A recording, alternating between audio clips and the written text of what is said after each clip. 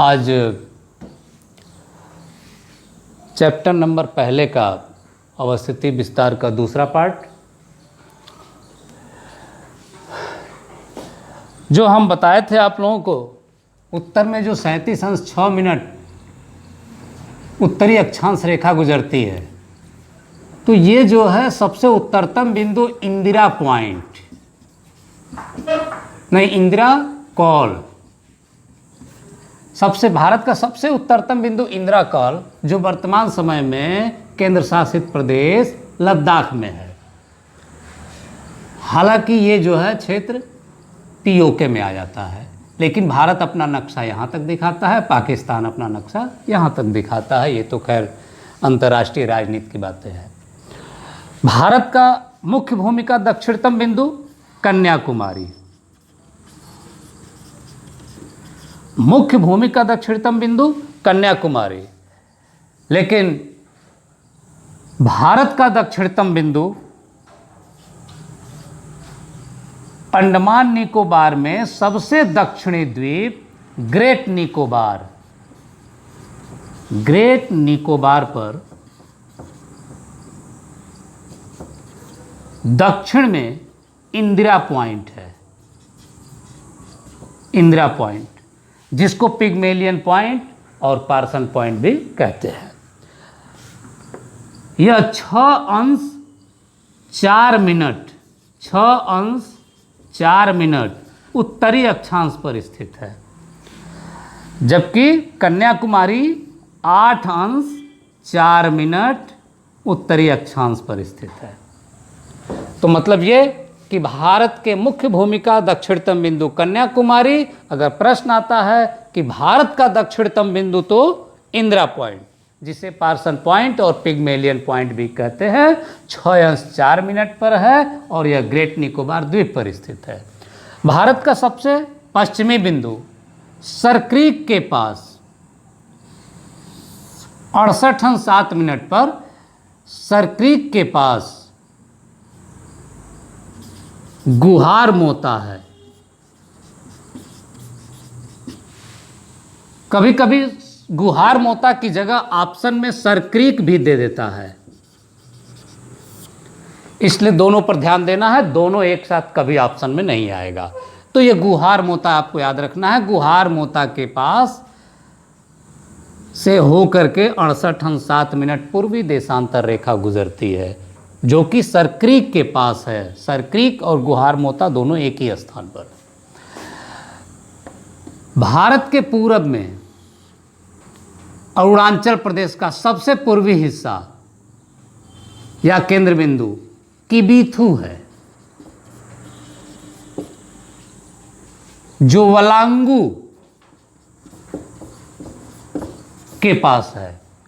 तो कभी कभी ऑप्शन में किबीथू न देकर वलांगू दे देता है, तो दोनों ऑप्शन को याद रखना है, क्योंकि ऑप्शन में किबीथू भी देता है और वलांगू भी देता है। तो आप किबीथू भी याद रखेंगे, वलांगू भी याद रखेंगे, दोनों ऑप्शन एक साथ नहीं होगा। तो ये तो हो गया उत्तरतम बिंदु, दक्षिणतम बिंदु, पश्चिमी बिंदु और पूर्वी बिंदु। अब भारत के जो है सीमाओं की बात कर लेते हैं। तो पहले पड़ोसी देशों को जरा देख लें। ये अफगानिस्तान, पाकिस्तान, चीन, नेपाल, भूटान, म्यांमार, बांग्लादेश। हमारी कुल अंतर्राष्ट्रीय सीमा से सटे देशों की संख्या 7 है। कौन? पाकिस्तान, अफगानिस्तान, चीन, नेपाल, भूटान, बांग्लादेश, म्यांमार।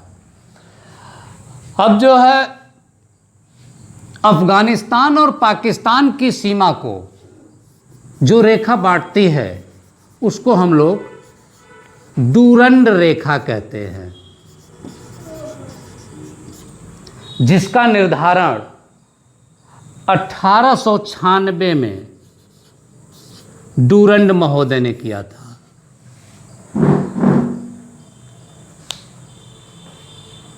उसके बाद तो ये हो गई अफगानिस्तान पाकिस्तान के बीच की सीमा, जिसको डूरंड रेखा कहते हैं। कभी पाकिस्तान भारत का हिस्सा हुआ करता था, जब अंग्रेजी शासनकाल था तो उसी समय जो है 1896 में इसका बंटवारा हुआ था। लेकिन अफगानिस्तान और भारत के बीच की जो सीमा है उसको भी डूरंड रेखा कहते हैं। अब आते हैं भारत और पाकिस्तान की सीमा। भारत और पाकिस्तान की सीमा को रेडक्लिफ रेखा कहते हैं। जो ये रेडक्लिफ रेखा है सन 1947 में रेडक्लिफ महोदय द्वारा निर्धारित की गई थी, और यह भारत और पाकिस्तान के बीच है। वर्तमान में भारत और बांग्लादेश के बीच की सीमा को भी रेडक्लिफ कहते हैं। क्यों? क्योंकि यह जब देश का बंटवारा हुआ था तो यह पाकिस्तान के साथ, यह भी पाकिस्तान ही था। यह पश्चिमी पाकिस्तान कहा जाता था, यह पूर्वी पाकिस्तान कहा जाता था। तो रेडक्लिफ महोदय ने इसका भी सीमा का निर्धारण किया गया था। अगर आपसे पूछ दे कि भारत और बांग्लादेश की सीमा को क्या कहते हैं, तो रेडक्लिफ रेखा उसको भी कहते हैं। रेडक्लिफ रेखा ये भी है और रेडक्लिफ रेखा ये भी है। अब एक चीज और, भारत और चीन की जो सीमा है उसको हम लोग मैकमोहन रेखा कहते हैं। उसको हम लोग मैकमोहन रेखा कहते हैं। जो मैकमोहन रेखा है इसका निर्धारण 1914 में किया गया था। 1914 में किया गया था मैकमोहन महोदय द्वारा। तो चीन की सीमा यहाँ से लेकर यहाँ तक, फिर यहाँ सिक्किम और फिर यहाँ अरुणाचल। लेकिन वास्तव में मैकमोहन ने अरुणाचल प्रदेश और चीन की सीमा का निर्धारण किया गया था। तो अगर वास्तव में देखा जाए तो अरुणाचल प्रदेश और चीन के बीच जो सीमा है इसी को मैकमोहन कहते हैं। इधर की रेखा को मैकमोहन नहीं कहते हैं। तो कभी कभी प्रश्न ऐसे भी पूछ देता है कि वह कौन सा राज्य है जो चीन से सटा हुआ है और उसे मैकमोहन कहते हैं, और ऑप्शन में रहेगा आपका अरुणाचल प्रदेश। तो इस चीज़ पर भी आपको ध्यान देना है, और 1914 में इसका निर्धारण हुआ था, यह भी याद रखना है। हाँ, एक चीज़ और, ये रेडक्लिफ रेखा तो ये कही जाती है भारत और बांग्लादेश के बीच, लेकिन जो ये त्रिपुरा देख रहे हैं, त्रिपुरा बांग्लादेश से 3 तरफ से घिरा हुआ है। कभी कभी प्रश्न आता है कि भारत का वह कौन सा राज्य है जो बांग्लादेश से 3 तरफ से घिरा है, तो त्रिपुरा। लेकिन ये जो है त्रिपुरा, इसको जो है जीरो लाइन भी कहते हैं। यानी त्रिपुरा और बांग्लादेश के बीच की रेखा को जीरो लाइन कहते हैं, शून्य रेखा। बांग्लादेश और त्रिपुरा की ये जो सीमा दिख रही है, इसको हम लोग जीरो लाइन भी कहते हैं। तो ये तो हो गया। उसके बाद अब हम लोग आते हैं, ज़रा सीमा की लंबाई की बात कर लें। जो सीमा की लंबाई है, अगर हम लोग यहाँ से देखें, ये तो आपका अरब सागर, आप समझ ही रहे हैं। ये आपका बंगाल की खाड़ी है,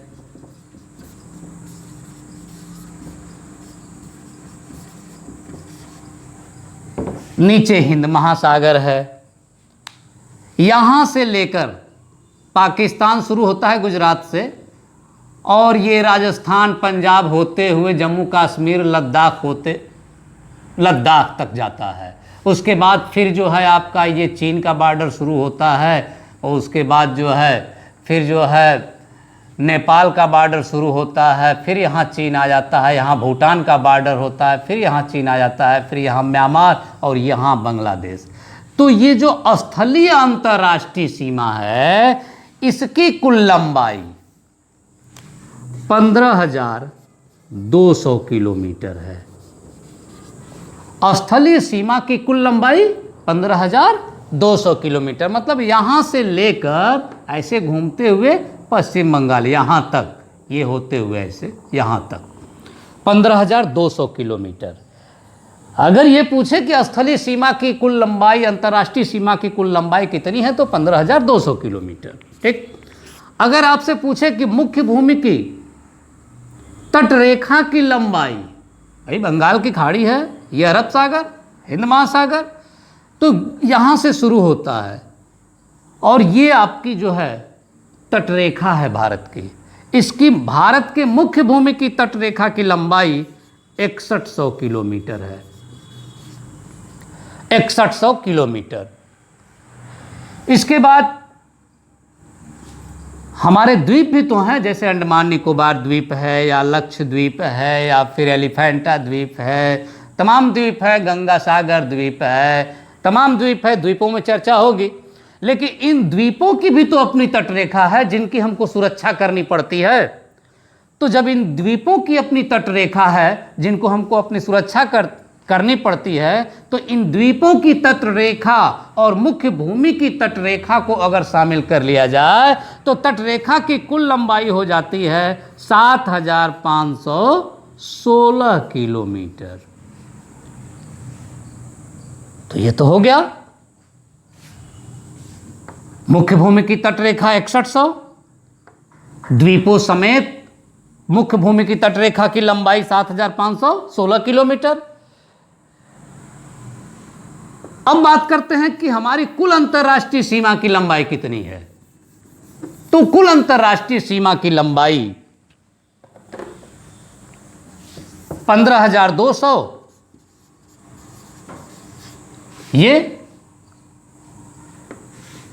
और द्वीपों समेत तटरेखा 7,516 जोड़ देंगे तो 22,716 किलोमीटर। मतलब ये कि हमको जो है, हम सब लोगों को, हमारे सैनिकों को 22,716 किलोमीटर लंबी सीमा की सुरक्षा करनी पड़ती है। तो ये हो गई सीमा की लंबाई की बात। अब जरा सीमा से सटे राज्यों की चर्चा कर ले, उसके बाद तटरेखा पर आते हैं।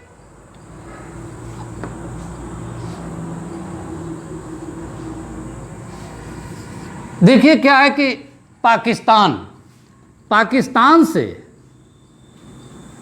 जो हमारी सीमा लगी हुई है, कौन कौन से राज्य की लगी हुई है? गुजरात, राजस्थान, पंजाब, जम्मू कश्मीर और लद्दाख। जम्मू कश्मीर और लद्दाख, यानी 1 2 3 4 5। ठीक। तो पाकिस्तान के साथ 5 राज्य हैं जो सीमा बनाते हैं, लेकिन पाकिस्तान के साथ 3 राज्य और 2 केंद्र शासित प्रदेश सीमा बना रहे हैं।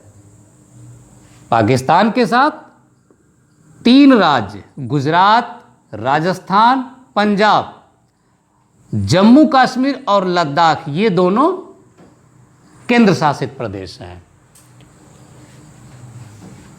उसके बाद देखते हैं हम लोग चीन के साथ कौन कौन से राज्य सीमा बना रहे हैं। तो चीन के साथ लद्दाख, ये केंद्र शासित प्रदेश है। इसके बाद हिमाचल प्रदेश,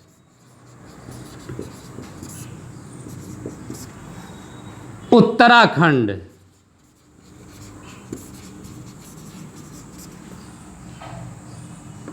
सिक्किम,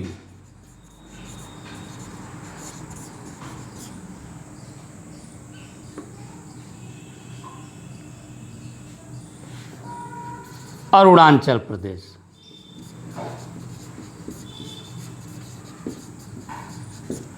तो देखिए चीन के साथ अरुणाचल प्रदेश, यहाँ सिक्किम, यहाँ उत्तराखंड, यहाँ हिमाचल प्रदेश और ये लद्दाख, यानी ये जो है सीमा बनाते हैं। अब इसमें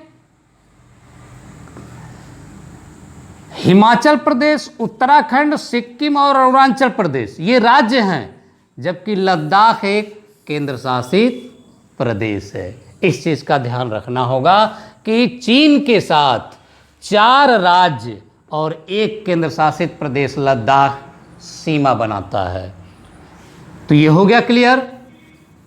अब इसके बाद म्यांमार के साथ चलते हैं। म्यांमार के साथ जो चल रहे हैं, तो यहां अरुणाचल प्रदेश, नागालैंड, मणिपुर और मिजोरम। अरुणाचल प्रदेश, नागालैंड, मणिपुर, मिजोरम, मतलब यहां कितने राज्य हो गए? 4 राज्य सीमा बनाते हैं। किसके साथ? म्यांमार के साथ। तो इस तरह से अगर देखा जाए तो बांग्लादेश के साथ कौन कौन से राज्य हैं? देखिए, ये आपका पश्चिम बंगाल, यहाँ आसाम, मेघालय, त्रिपुरा और मिजोरम। 1 2 3 4 5, मतलब ये कि 5 राज्य बांग्लादेश के साथ सीमा बनाते हैं। कौन कौन? पश्चिम बंगाल, असम, मेघालय, त्रिपुरा और मिजोरम बांग्लादेश के साथ सीमा बनाते हैं। अब अगर ये पूछा जाए कि बांग्लादेश के साथ कौन सबसे लंबी सीमा बनाता है, कौन सा राज्य, तो आपका पश्चिम बंगाल हो जाएगा। अगर वैसे ही पूछे कि म्यांमार के साथ सबसे लंबी सीमा कौन बनाता है, तो आपका अरुणाचल प्रदेश हो जाएगा। अगर वैसे ही पूछे कि चीन के साथ सबसे लंबी सीमा कौन बनाता है, तो लद्दाख केंद्र शासित प्रदेश हो जाएगा। अब बांग्लादेश की जो सीमा है, उसकी कुल लंबाई, भारत बांग्लादेश की सीमा जो है, इसकी कुल लंबाई 4096 किलोमीटर। चीन का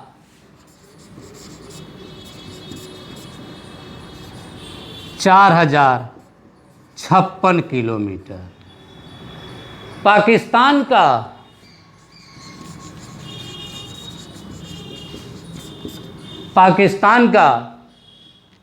33-23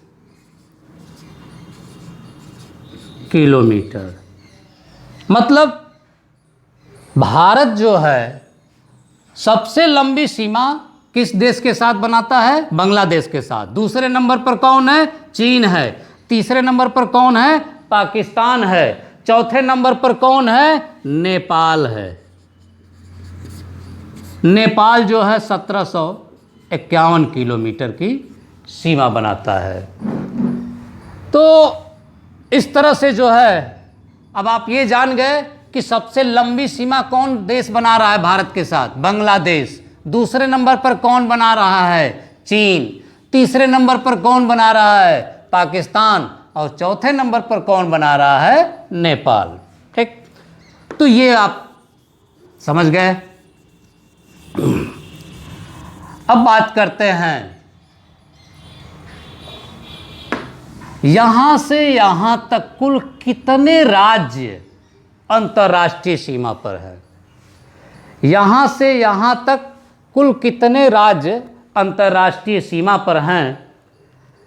तो पहले था 17 राज्य, लेकिन अब जम्मू कश्मीर का बंटवारा हो गया, तो ये देखिए, ये जो जम्मू कश्मीर का बंटवारा हुआ है,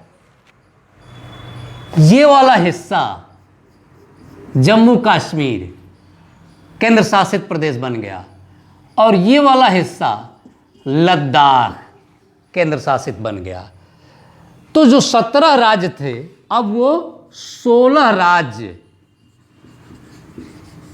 और 2 केंद्र शासित प्रदेश।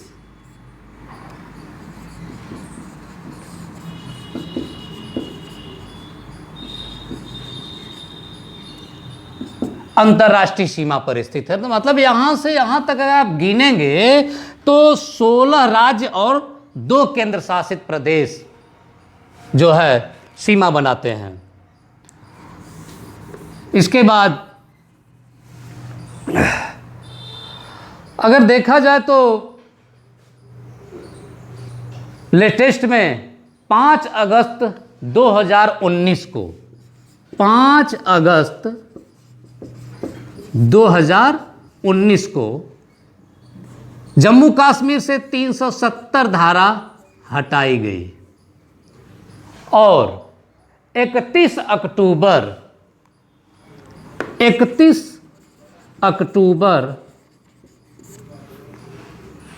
2019 को 2 नए केंद्र शासित प्रदेश बने। कौन? जम्मू कश्मीर और लद्दाख। ये बहुत इंपॉर्टेंट है, रिसेंट है, मतलब ये प्रश्न पूछे जा सकते हैं कि गठन जो है जम्मू कश्मीर और लद्दाख केंद्र शासित प्रदेशों का गठन कब हुआ था, ये पूछे जा सकते हैं। उसी तरह देखा जाए तो तेलंगाना राज्य भी मान लीजिए पूछा जा सकता है आपसे। तेलंगाना राज्य का गठन, तेलंगाना राज्य का गठन 2 जून 2014 को हुआ। तेलंगाना राज्य का गठन 2 जून 2014 को हुआ। तो इस तरह से इस चीज़ को याद रखने की ज़रूरत है। अब हम आते हैं तटीय प्रदेशों पर।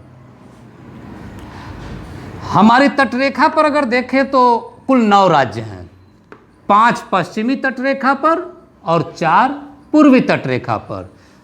तो गुजरात, उसके बाद गुजरात के बाद महाराष्ट्र, महाराष्ट्र के बाद गोवा, गोवा के बाद कर्नाटक, कर्नाटक के बाद केरल।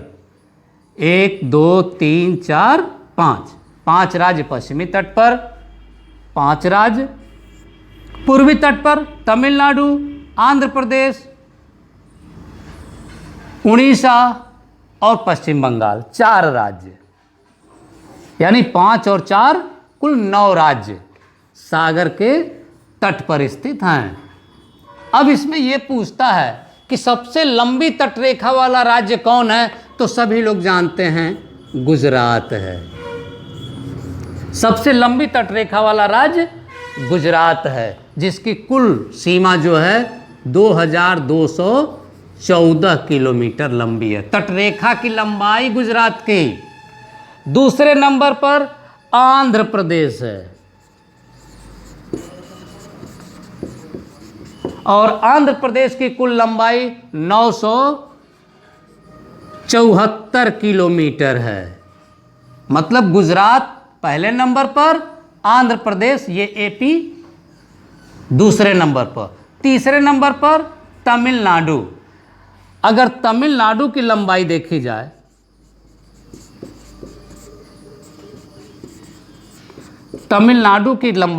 जाए तो कुल 907 किलोमीटर है। बस लंबाई इन्हीं तीनों की याद रखने की ज़रूरत है आपको, क्योंकि देखिए गुजरात पहले नंबर पर, आंध्र प्रदेश दूसरे नंबर पर और तमिलनाडु तीसरे नंबर पर। अगर आपसे चौथा पूछा जाता है तो महाराष्ट्र, अगर 5वां पूछा जाता है तो केरल। ठीक। अगर आपसे ये पूछा जाए राज्य और केंद्र शासित प्रदेशों में सबसे लंबी सीमा किसकी है? राज्य और केंद्र शासित प्रदेशों में सबसे लंबी सीमा किसकी है? तो राज्य और केंद्र शासित प्रदेशों में अगर ऑप्शन दे दे केरल,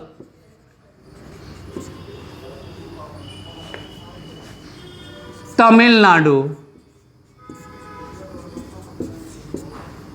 गोवा, अंडमान निकोबार, तो इसमें कौन सही होगा?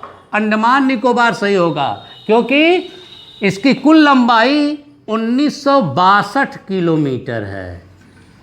ठीक है, तो इस चीज़ को भी ध्यान देना है, अंडमान पे थोड़ा विशेष नज़र रखने की ज़रूरत है। मान लीजिए पूछ ही देता है कि केंद्र शासित राज्य और केंद्र शासित प्रदेशों में सबसे लंबी तटरेखा किसकी है, तो इस तरह से प्रश्न आ जाते हैं कभी कभी। अब आपसे पूछा जाएगा सबसे बड़ा राज्य कौन है, तो सबसे बड़ा राज्य पहले नंबर पर राजस्थान, दूसरे नंबर पर मध्य प्रदेश, तीसरे नंबर पर महाराष्ट्र और चौथे नंबर पर यूपी। 4 तक याद रखने की ज़रूरत है। आपसे प्रश्न पूछा जाएगा कि भारत का तीसरे नंबर का सबसे बड़ा राज्य कौन है, तो खटाक से आप बताएंगे कि महाराष्ट्र।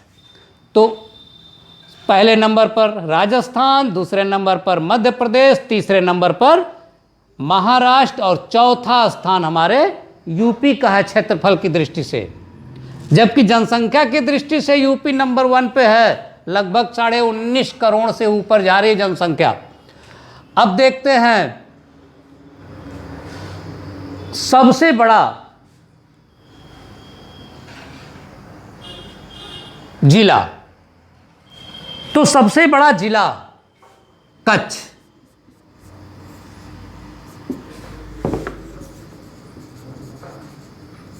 दूसरे नंबर पर लद्दाख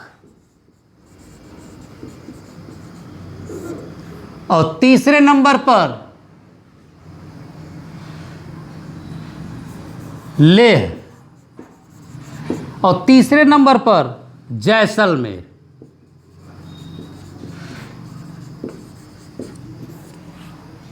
कच्छ आपके गुजरात में है, लेह आपका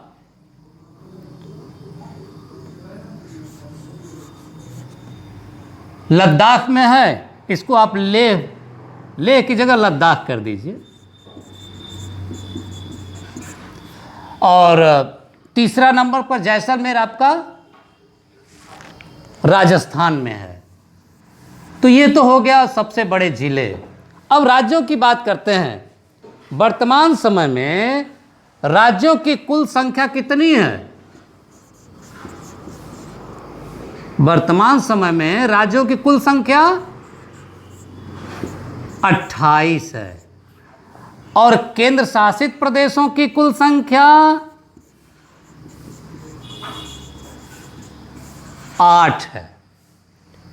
तो 28 तो आप जानते ही हैं, मामला यहां फंस रहा है। 8 कौन कौन है? तो पहला लद्दाख, फिर है जम्मू कश्मीर, लद्दाख 1, जम्मू कश्मीर 2,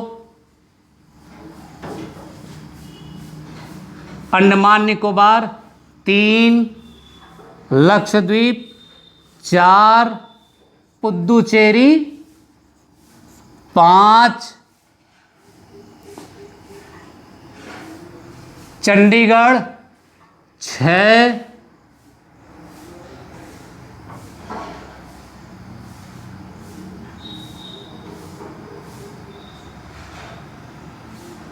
और दादरा नागर हवेली,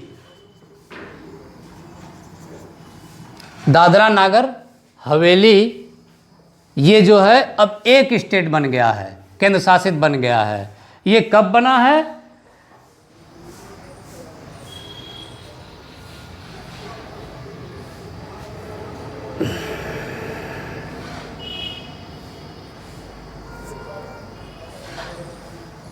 छब्बीस जनवरी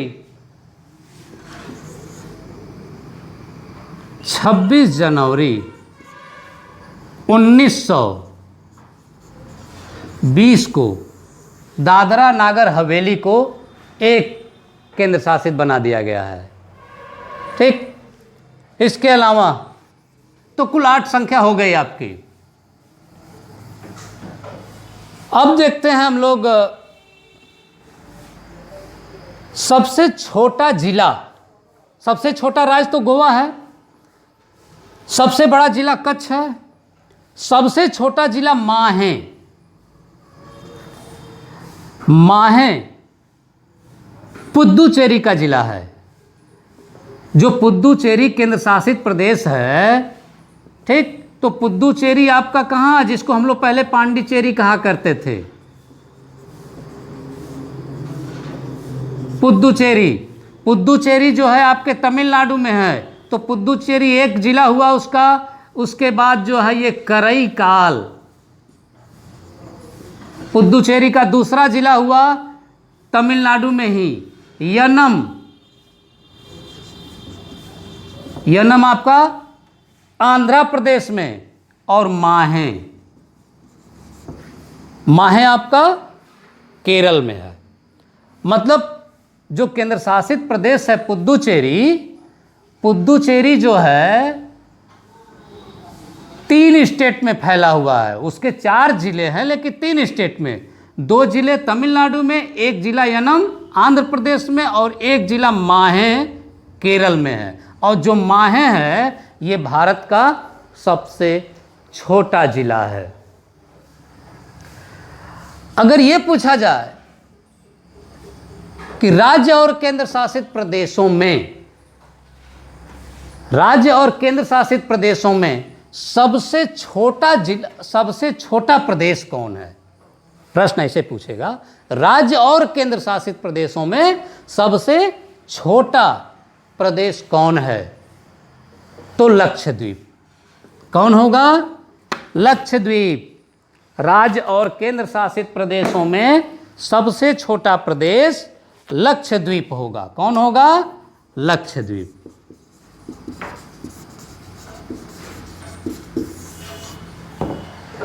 इस तरह से अगर देखा जाए तो भारत में कुल गांवों की संख्या लगभग 6,41,000 है। भारत में कुल गांव की संख्या 6,41,000 है।